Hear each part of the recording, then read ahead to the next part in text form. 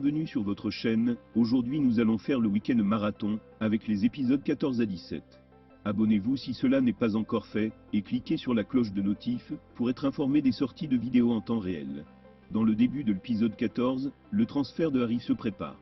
Le chef du département de l'hôpital rencontre Octaï et Meriem, pour conclure le transfert.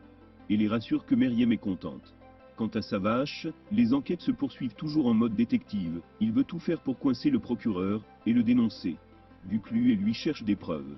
Duclu, lui, a des soupçons sur Dorine, mais Savache aussitôt le contredit en disant qu'elle ne peut pas être au courant de tout ça. La discussion se poursuit dans la boutique, avec sa belle-mère qui l'encourage vivement.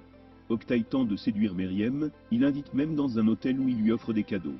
Il veut tout faire pour reconquérir le cœur de la belle, mais celle-ci le repousse et continue à rester sur ses gardes. Déjà joignable, Meriem appelle sa copine Belly pour lui communiquer son nouveau numéro tout étonné. Belly veut connaître qui est ce bienfaiteur qui a pu lui offrir un téléphone. Alors Meriem n'hésite pas à lui dire que c'est Octaï. Elle va jusqu'à lui dire qu'il a invité à l'hôtel du coup, elle ne pourra pas rentrer. Toute jalouse, Belly appelle son compagnon, pour connaître sa position, qui lui répond avec ironie, alors elle est inquiète, et comprend que sa relation prend du plomb dans l'aile. Savache menace Octaï chez lui, qui ne se laisse pas faire à son tour. Il lui dit qu'il jouit de ses privilèges de procureur, mais que Sava pourrait avoir des problèmes, s'il continue à le suivre. Mais celui-ci ne reste pas indifférent, et lui promet qu'il va regretter. La discussion est sévère, et s'achève, lorsque la maman d'Octaï voyant la scène lui demande ce qui se passe. Mais celui-ci la persuade juste, que c'est une visite de courtoisie. Savache entre dans la voiture tout furieux, mais Duclu lui demande de se calmer, sinon il finira par tout gâcher. Meriem a commencé le travail, elle est enthousiaste, cette attitude laisse sa patronne tout enchantée qui ne manque pas de lui poser des questions sur cette manie de bien faire la pâtisserie. Elle lui fait même une avance de salaire. Les deux femmes sont toutes heureuses de travailler ensemble. Duclu de son côté espionne Octaï, qui est avec un agent immobilier, il veut offrir un appartement à Meriem. Duclu fait direct le rapport à son frère, qui lui demande de continuer à le suivre.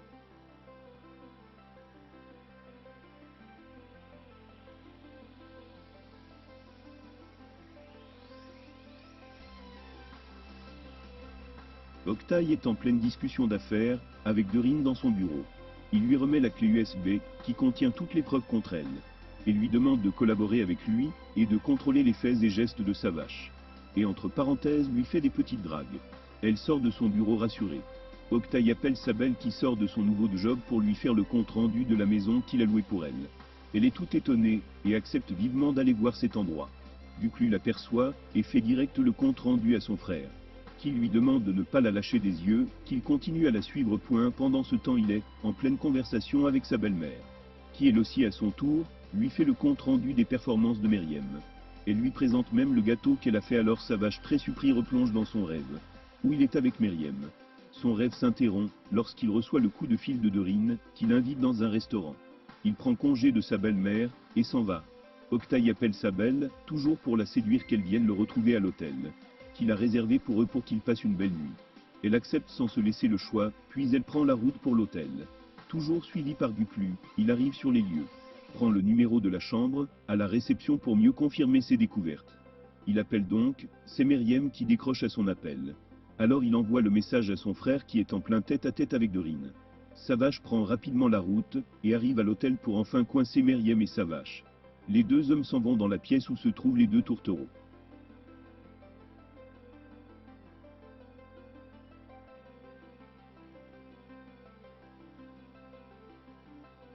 Il frappe à la porte, c'est Octaï qui ouvre. Savache l'accueille en lui disant, il en est trop procureur. Il leur claque d'abord la porte au nez avant de revenir ouvrir. Il leur demande ce qu'ils veulent, et Savache lui répond qu'ils sont là au sujet de Meriem qu'il cache. Octaï avertit et menace, mais les deux hommes n'en ont pas peur. Ils lui répètent qu'ils savent qu'il est là, avec sa petite amie, et qu'il n'y a aucune issue de secours, d'autant plus qu'ils ont tout leur temps pour la voir sortir. Octaï et Savache se prennent par le col avant de se calmer. Ils s'en vont. Savache se souvient qu'il dînait avec Dorine, et il a reçu un appel de son frère, lui indiquant que Octaï et Meriem étaient dans cet hôtel. Il suspecte que Dorine avait appelé Octaï, pour donner l'information reçue, et qu'il devait partir de l'hôtel à l'instant, car Savache y viendrait les surprendre. Savache avait pris congé de la jeune fille, pour aller vérifier l'information reçue.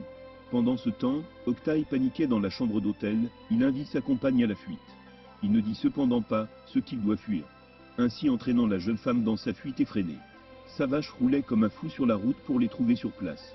Octaï met Myriam dans l'ascenseur et lui recommande de passer par la cuisine, puis de sortir via la porte des employés en veillant à ce que personne ne la voie.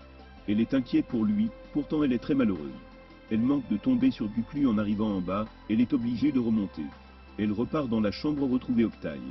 Il lui demande de se cacher dans une autre chambre que la leur. Elle obéit. Les deux hommes ayant flairé le stratagème, s'en vont vers une autre chambre, où Octaï vient aussitôt entrer. Après avoir fait appel à une autre femme, qu'il découvre presque nue sur le lit. Guclu est formel, Myriam était là. Savage trouve bizarre que Octaï soit là tout indécis. Ce dernier soutient qu'il est avec sa copine Bélise. Il menace ensuite Savage en lui disant qu'il le fera payer pour tout ceci. Il dit qu'il n'a vu Myriam pour la deuxième fois que pour son audience. Et qu'ils se sont arrangés seulement pour la faire sortir de prison. Myriam dans le couloir entend toute la conversation. Savage comprend que Octaï serait donc celui qui a envoyé Turan parler à son père à lui.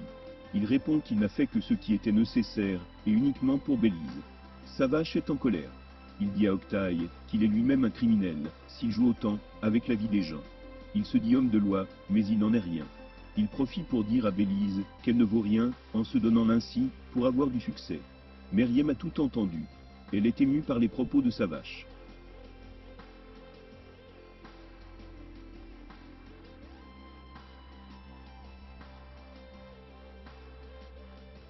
Pendant que Savage s'en va, Myriam vient toquer à la porte de la fameuse chambre, où Octaï prend du bon temps à féliciter Bélise comme étant une excellente actrice. Elle frappe à la porte. Guclu est gêné de la situation, son frère lui demande de se calmer. Il lui dit que c'était le bon endroit, mais la mauvaise porte. Quand Myriam entre, elle trouve Bélise. Et Octaï lui explique qu'il a dû faire appel à elle, pour qu'on oublie la piste de Myriam. Cette dernière finit par comprendre et tombe dans les bras d'Octaï. Tout de même, Bélise a le regard mauvais quand elle sort, vu qu'elle a compris la supercherie. Dans la voiture, Savage fait une analyse très pointue, Bélise est à la tête d'une grosse fortune. Et Myriam une pauvre fille. Donc le lien des trois, c'est qu'il y a le coupable du meurtre au milieu. Et c'est Myriam qui porte le chapeau. Et c'est elle qu'on compense en argent. C'est simple. Le lien commun avec Octaï ne s'explique pas, ils ont des choses à faire porter à Myriam. À l'hôtel, Myriam demande à Octaï s'ils vont continuer à bâtir leur vie sur des mensonges. Et il lui répond qu'un homme doit tout faire pour sauver la femme qu'il aime. Même mentir. Et qu'il ferait d'ailleurs plus. Il lui demande si elle est jalouse, elle répond non. Puis il s'en va promettant de la rappeler. Yurdal est en conversation avec Tuline, elle le trouve guettant Savage par la fenêtre. Elle lui demande de ne plus s'inquiéter pour lui, qu'il va bien.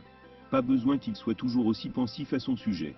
Myriam, restée seule dans la chambre, regarde les objets laissés par Bélise avec rage. Elle va jusqu'à demander à la réception qui a réglé leur chambre. Là on lui apprend que c'est une société, sûrement celle de Yurdal. Ils ont payé pour toutes les chambres et les dépenses. Elle est perplexe. Myriam l'appelle sans succès, il voit les appels, mais ne décroche pas. Savage est dans une conversation avec son père. Yurdal est inquiet de la situation de Savage. Quand celui-ci lui demande s'il sait que Octaï et Bélise sont amants. Surpris, le père a un long moment d'inspiration. Il prévient tout de même son fils de faire attention quand il traite avec les gens de loi. Il lui dit « Je sais que tu n'aimes pas Tuline, mais c'est une bonne femme. Veille aussi sur elle pour moi. » Savage dit à son père qu'il ne comprend pas pourquoi il se comporte comme s'il fuyait son passé. À la mort de sa mère, il a vendu leur maison alors qu'il n'avait pas besoin d'argent et qu'après il a appelé Savage qui veut dire guerre, en turc. Il se demande bien quel combat il fuit ainsi. Les deux hommes se font une accolade sous le regard de Tuline.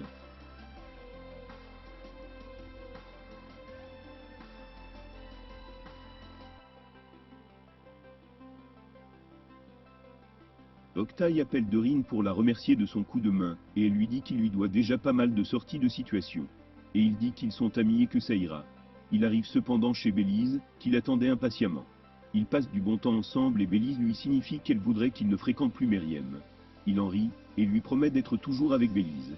À cet instant Myriam appelle au téléphone, il met le téléphone sous silence, et le dépose loin d'eux. Myriam soucieuse, se rend dans ses appartements qui ont brûlé, et y passe un long moment. Pensive et muette. Elle y passe la nuit.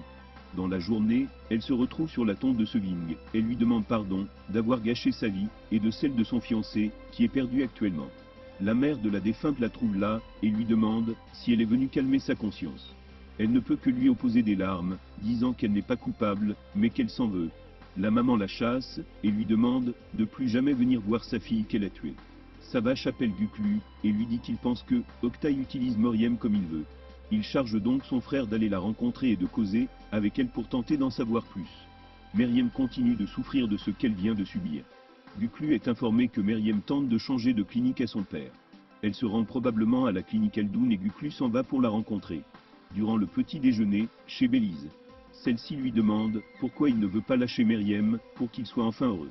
Il lui explique donc qu'il y a une enquête de corruption ouverte contre Yurdal, et que la personne qui détient des fichiers compromettants contre lui c'est Turan. Donc la seule personne qui peut les lui prendre c'est Meriem. Il justifie ainsi les rencontres avec elle. De suite, il appelle Turan, qui lui répond qu'il est à Istanbul, et n'arrive pas à joindre Meriem.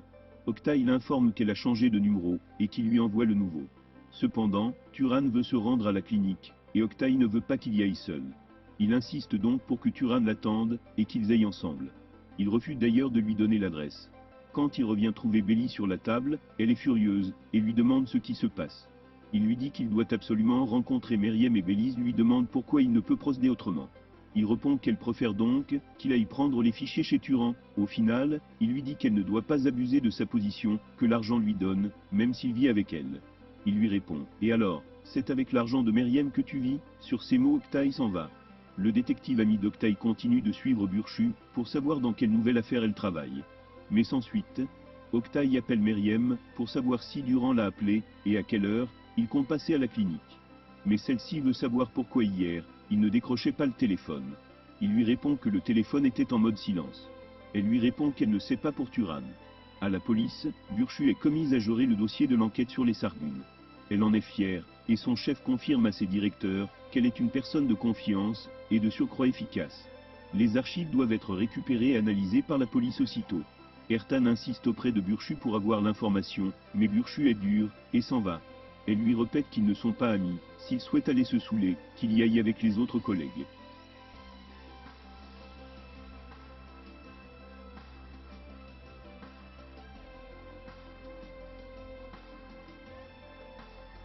Tulin tente d'arrêter Savage qui veut sortir, elle lui demande de rester pour manger. Mais il refuse, en lui disant qu'ils ne sont une famille, que parce qu'il est proche de son père et rien d'autre. Elle lui dit que Dorine viendra manger, et il lui répond que ça la regarde. Pas lui. Il s'en va avec son petit frère. Ertan est resté assis près de la porte du commissaire, pour suivre les quelques infos qu'il peut avoir, au sujet de l'affaire de Turan. Il apprend qu'on doit surprendre Turan, et il téléphone de suite à Oktay. Il lui dit ce qui se trame, et Oktay lui dit de continuer de veiller pour tout savoir. Savage et son frère discutent de la situation du vieux Zarif. Ils finissent par déduire que Meriem a un salaire de misère et ne peut pas payer les factures de l'hôpital, mais qu'en fait c'est Oktay qui les paie. La raison est simple, il cache le meurtrier de sa fiancée. Meriem est donc celle qui sait tout. Oktay appelle Yurdal et l'informe de la situation, il est tout de suite apeuré et dit à Oktay que les fichiers recherchés feraient tomber Turan. Qu'Oktay doit trouver une solution. Il appelle ensuite Riza et lui demande de fouiller au département juridique tous les dossiers secrets pour s'en débarrasser au plus vite. Dorine est arrivée et elle absente sa vache. Elle est mécontente, mais Tulin tente de la réconforter et lui propose d'aller se changer les idées au spa ou en faisant des courses. Au final, elle sent bon changer de look et tenter d'aguicher Sava à son lieu de service. La mère d'Oktay a trouvé une carte de visite d'un agent immobilier dans les vêtements de son fils qu'elle s'apprêtait à laver. Elle se dit qu'il cherche un appartement pour la sortir de la porcherie où elle habite actuellement. Mais elle va découvrir qu'en fait, il veut louer cet appartement pour Meriem. Elle est tout de suite furieuse contre son fils. Guklu et son frère se sont rendus à la clinique pour avoir plus d'informations sur Meriem. Le docteur n'en sait pas beaucoup sur elle, mais il prétend qu'elle semble être quelqu'un qui semble vivre seul. Savage veut payer les soins de son père, mais le docteur redit qu'elle a plus besoin d'amis que d'argent. Guklu dit qu'elle a un faible salaire, alors le docteur leur dit que c'est pas elle qui paie, mais le procureur Oktay Shane. Savage est arrivé à l'hôpital et demande à causer avec Meriem. Elle le supplie de ne faire aucun scandale puis ils sortent. Merci d'être arrivé à la fin de cette vidéo, n'oubliez pas de vous abonner et de cliquer sur la cloche de notification. Bonne continuation.